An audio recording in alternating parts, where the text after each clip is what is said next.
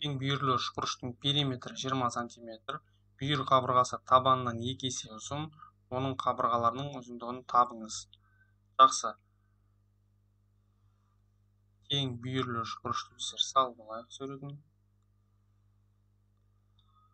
Бүйір қабырғасы табанынан 2 есе ұзын деген табанын біздер x деп белгілеп алсақ, онда бүйір қабырғасы табанынан 2 есе ұзын дегенді біздер 2x деп жазамыз.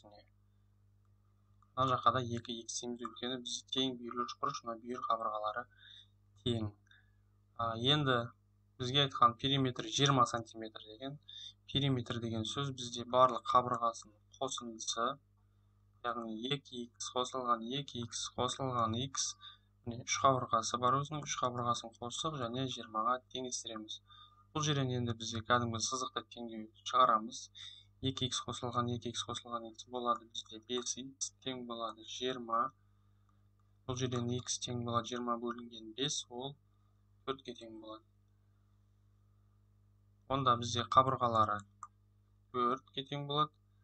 2 көбейтілген x, ол 2 көбейтілген 4, 8, және мына жақта да 8-ге тең болады. Онда жауап бізде Б болады.